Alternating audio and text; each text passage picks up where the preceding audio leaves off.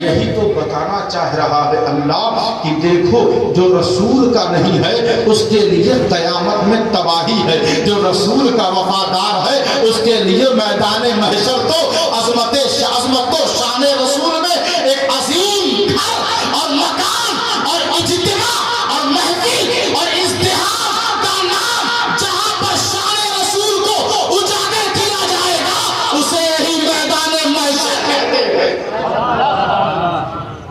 محترم دیکھیے، بس یہ آخری بات ہے میری تقریر سے، آپ ہرگز یہ نہ سوچیں کہ لگ رہا ہے کہ یہ بھی خود ٹائم لیں گے، ایسی بات نہیں ہے۔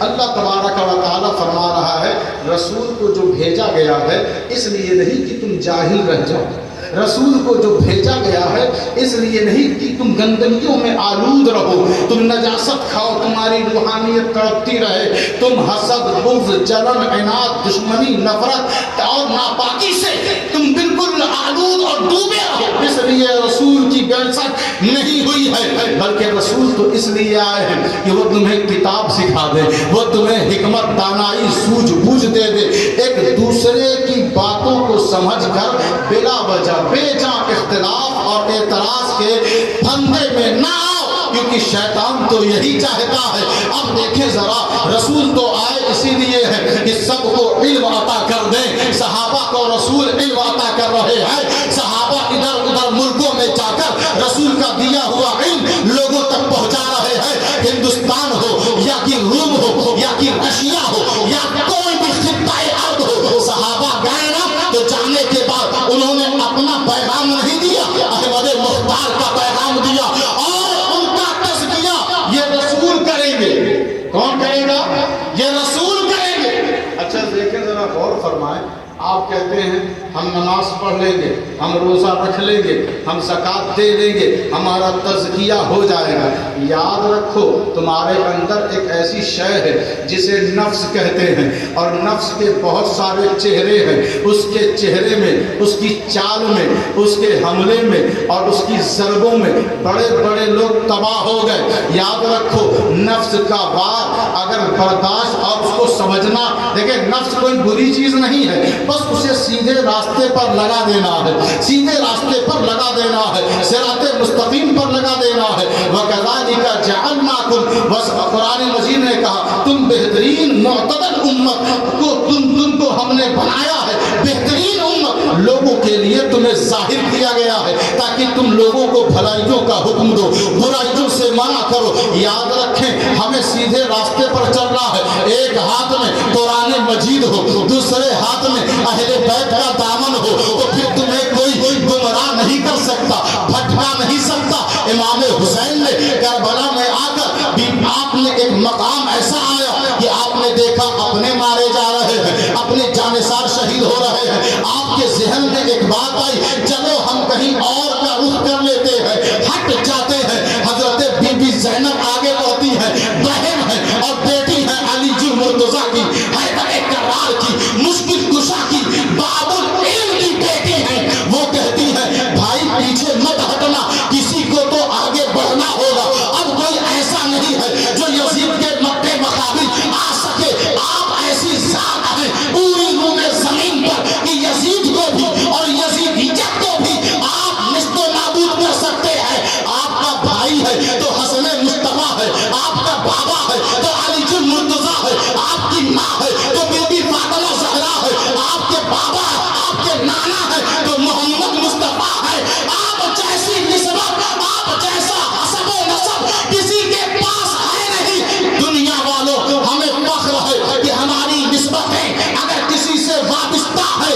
تو امام حسن مصطفیٰ سے ہے۔ سجدہ ایسا کرو کہ اگر پیچھے دربار بھی آ جائے تو سجدے میں لرزہ نہ ہو سکے۔ روزہ ایسے رکھو کوئی بھی نعمت آ جائے روزے میں کسی طرح کا خلل اور نقص نہ آئے، کیونکہ دوستو نبی تو اسی لیے دنیا میں بھیجا گیا کہ جہالت سے نکال لیا جائے، کتاب و دانائی اور حکمت کا علم دے دیا جائے، اور صرف ظاہری کتاب کا علم نہیں۔ یاد رکھیں ظاہر سی بات ہے قرآن کی آیتیں اور الفاظ وہیں رہ سکتے ہیں جہاں پہ جگہ پاک ہو۔ جہاں پہ جگہ پاک ہو. اسی وجہ سے اللہ نے کتاب و حکمت کی تعلیم کے ساتھ تزکیے کا ذکر فرمایا کہ اندر جب ستھرا ہوگا تو کتاب و حکمت کا چمک اور اس میں جو دمک اور تابناکی ہے وہ سمجھ میں آئے گی.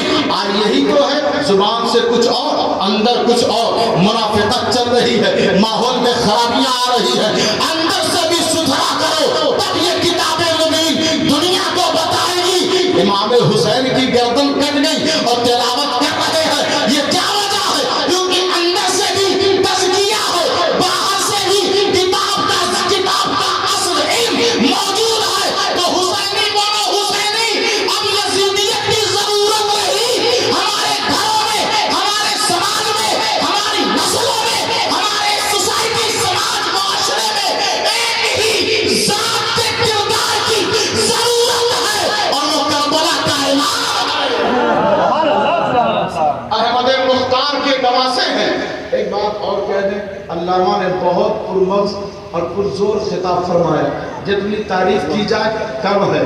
انہوں نے فرمایا کہ اعلیٰ حضرت یوں ہی نہیں بنے, اور سادات کرام کے حوالے سے بھی انہوں نے فرمایا کہ سادات کرام کی خوب اعلیٰ حضرت فاضل بریلوی نے تعریف کی ہے.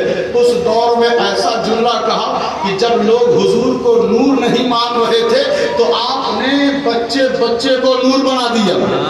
کہا تیری نسل پاک میں ہے بچہ بچہ نور کا, تو ہے عین نور تیرا, سب گھرانہ نور کا. میں سوچنے لگا کہ وہ حضرت سے نکل کر اعلیٰ کیسے ہوئے. تو یہی تو وجہ ہے کہ آل رسول اور نبی کی تعریف کرنے والا نہ نبی کی تعریف کر بڑھا سکتا ہے نہ آل رسول کی تعریف بڑھا سکتا ہے, وہ خود اپنی تعریف روز بروز بڑھاتا جا رہا ہے. اس فلسفے کو اور اس بات کو سمجھنے کی ضرورت ہے. یہی وجہ ہے نا, آپ نعت لکھو تو نبی کی بڑائی تعریف میں اضافہ نہیں, ارے تیری تعریف میں تیری بڑائی روز بروز بڑھتی چلی جائے گی. تو جتنی نبی کی تعریف اور آل نبی کی تعریف کرتا جا, اللہ تجھے روز بڑھاتا چلا جائے گا. اس مختصر دعائیہ کلمات یہ کہ اس ادارے کو اللہ تبارک و تعالی روز بروز ترقی عطا فرمائے. حضرت دیو علی شاہ ایک عظیم ولی کامل گزرے, ان کے نام سے اس ادارے کو وجود دیا گیا. اور محی العلوم جو علم کو زندہ کرنے والا ہے, یقیناً اگر بزرگوں کے نام سے وابستہ ہو جاؤ, ان کے کردار سے جڑ جاؤ, تو علم اگر مر رہا ہو تو اس کی ذات سے زندہ کر دیا جاتا ہے. تو بات بس اتنی سی ہے کہ اس ادارے کو اللہ ترقی دے اور اس گاؤں میں اللہ برکتیں عطا فرمائے, اور شانہ بشانہ ہو کر نوجوان بڑے بزرگ دین کا کام کریں. کس کا کام کریں؟ دین کا کام کریں. یہاں جتنی دیر تک آپ بیٹھے آپ نے سوچا ہوگا ہم نے وعدہ کیا تھا, جو دعوت ملی تھی کہ ہاں ہم آپ کے جلسے میں بیٹھیں گے, جب تک سلام نہ ہو جائے جائیں گے نہیں. یہی تو نیت ہے آپ کی. نیت اور بڑھائیں, ارادہ اور بلند کریں کہ ہم حضور کی محفل میں آئے ہیں, اور یہاں سے جب جائیں گے تو ہماری آنے والی صبح فجر کی قضا سے نہیں ہوگی بلکہ فجر کی ادا سے ہوگی. ہمارا دوپہر, ہماری شام نبی کی سنت سے روح گردانی میں نہیں بلکہ نبی کی سنت کی پاسداری اور نبی کی سنت پر عمل کرتے ہوئے ہماری زندگی گزرتی ہوئی نظر آئے گی.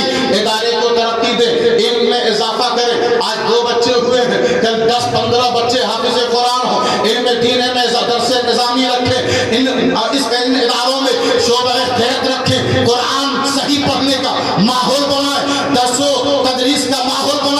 لوگوں کو مسئلہ پوچھنا ہو تو چٹی چوراہے پر ایک دوسرے سے نہ پوچھے بلکہ اداروں میں آئیں, مسجد کے اماموں کے پاس جائیں, خانقاہوں میں جائیں, جہاں مسئلہ بتانے کے لیے اللہ نے انہیں اس لائق بنایا ہے ان سے مسئلہ پوچھے. کیونکہ آپس میں تو میں کرنے سے علم بڑھتا نہیں ہے, دشمنی بڑھتی ہے, نفرت بڑھتی ہے. تو علم کا علمی مسئلہ وہاں سے پوچھے جہاں پر اللہ نے وہ لیاقت, وہ شعور دے رکھا ہے, وہاں پوچھتے رہے. اپنے علم میں اضافہ کرے, اپنی فکر میں کشادگی پیدا کرے.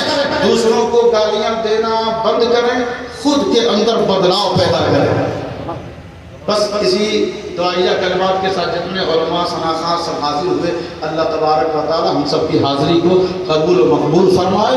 استغفر اللہ ربی من کل ذنب و اتوب الیہ وما علینا الا البلاغ المبین۔